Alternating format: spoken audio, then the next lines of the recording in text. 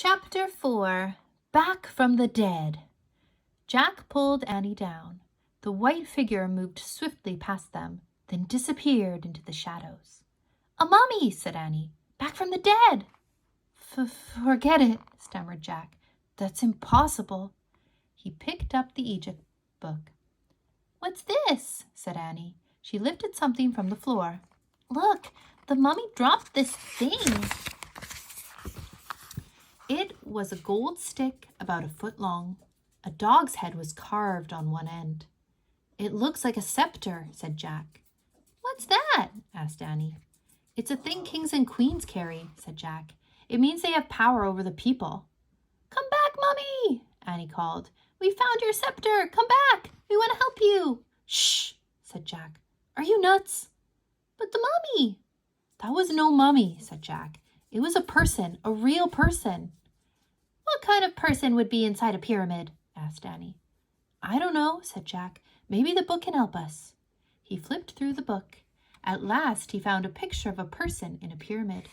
He read, "Tomb robbers often stole the treasure buried with mummies. False passages were sometimes built to stop the robbers."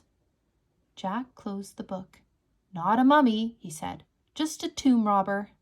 "Yikes! A tomb robber?" said Annie. "Yeah, a robber who steals stuff from tombs," said Jack. "What if the robber comes back?" said Annie. "We'd better leave." "Right," said Jack. "But first I want to write something down." He put the Egypt book back into his pack. He pulled out his notebook and pencil. He started writing in his notebook. "Tomb robber." "Jack," said Annie. "Just a second," said Jack. He kept writing. "Tomb robber tried to steal." "Jack, look," said Annie. Jack felt a whoosh of cold air. He looked up.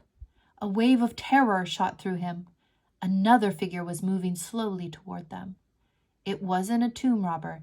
It was a lady, a beautiful Egyptian lady. The lady wore flowers in her black hair. Her long white dress had many tiny pleats. Her gold jewelry glittered. "Here, Jack," Annie whispered. "Give her this." She handed him the gold scepter. The Egyptian lady stopped in front of them. Jack held out the scepter. His hand was trembling. He gasped. The scepter passed right through the lady's hand. She was made of air.